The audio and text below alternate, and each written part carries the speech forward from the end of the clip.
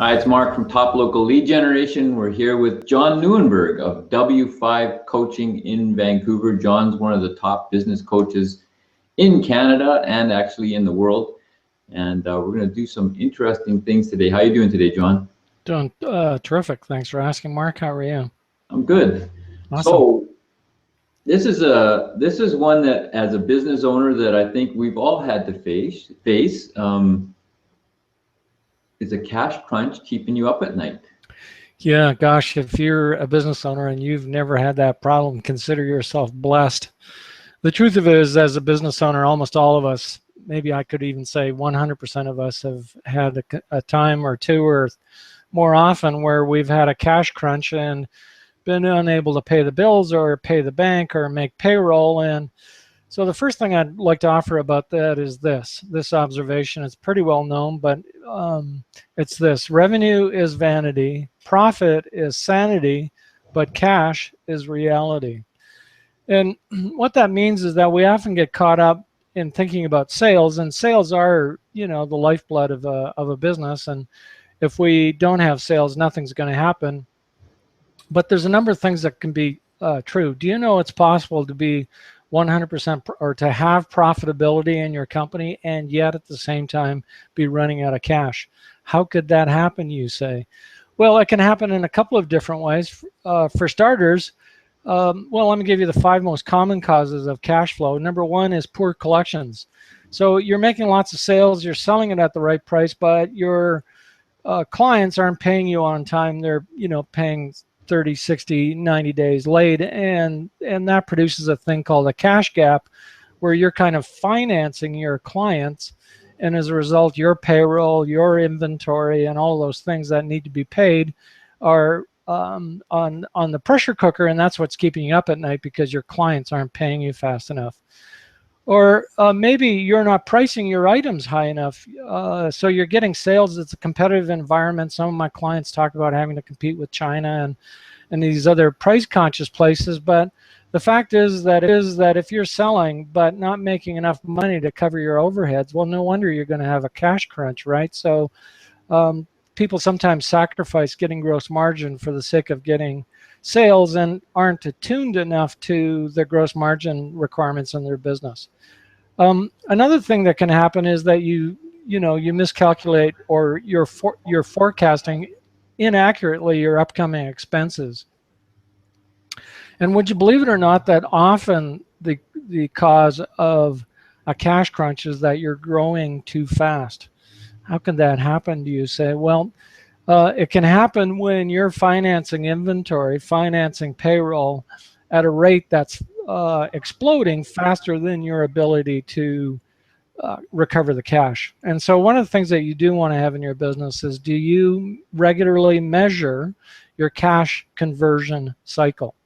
Meaning, do you know how long it takes to convert the money you invest in inventory and equipment and in payroll, and how quickly you can convert that back to getting cash from your clients?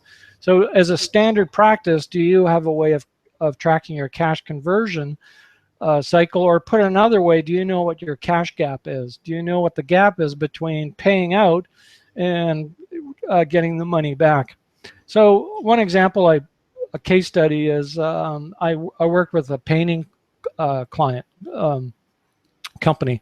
And when we first started working together, they were doing houses on the west side of Vancouver here, and typically a home's around 10 grand and to do the outside of a home, and that might take them a week to do. So, they would do the work, buy the paint, pay the labor, and collect all roughly in the same week. Well, then, we wanted to start getting bigger businesses or bigger projects, and they started getting these townhouse kind of complexes. And, that might be $100,000 projects. But here's what happened. It might take them a month to do the work. And it might take 60 days beyond that before they're paid. And in the meantime, for 90 days, they've paid for the paint and paid for the labor. And while, this looked good on paper, the fact is they couldn't afford their growth. And so we learned we had to continue to do these homes on the west side of Vancouver so that we could fund or pay or make payroll and take the profit out of the results of getting the bigger projects. So, you know, it's an example of growth outstripping your cash requirements.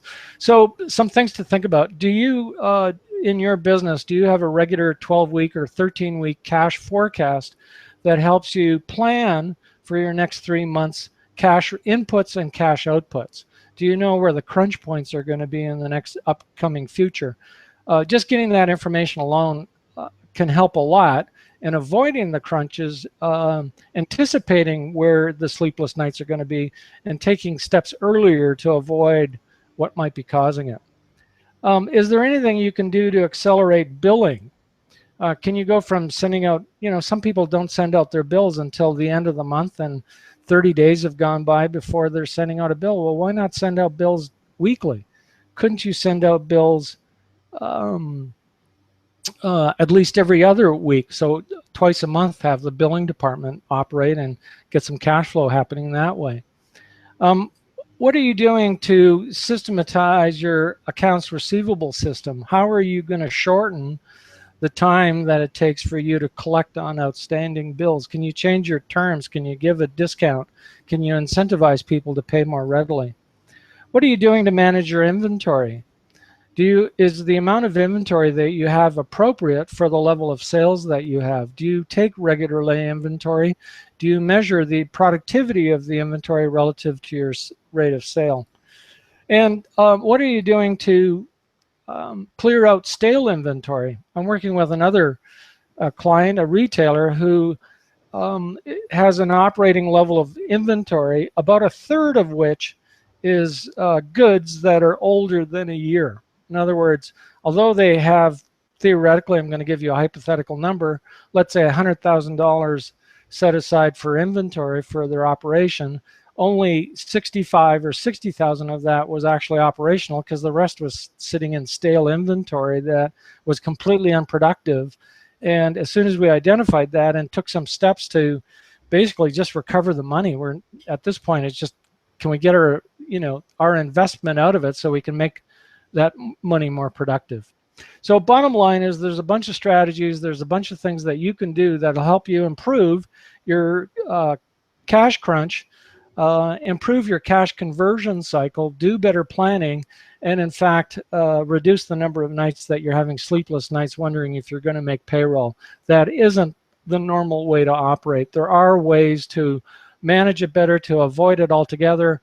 And if you'd like some help with that, of course, that's the kind of stuff that I do when working with clients. So who do you know who is someone who's got some sleepless nights because of a cash crunch and would like to sleep better going forward? Thanks, Mark. So if you need somebody to help you with this admittedly complex, daunting, some might say terrifying analysis, it's the key to making your business grow in a sustainable, happy fashion, I would suggest. And the guy to help you is this guy, John Nieuwenburg. You can reach him at john@w5coaching.com. He works with people around the world.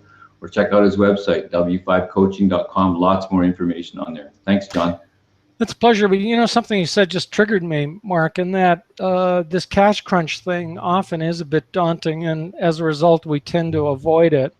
And you know, what we resist persists. And so if you want to take it on and eliminate it once and for all, and you want some help to guide you through it and give you some clarity on how to make that happen, then let me offer you that there is some relief in sight. It doesn't have to be as bad as it might be for you today. So let me just tack that on to your comment. Thanks, John. Cheers.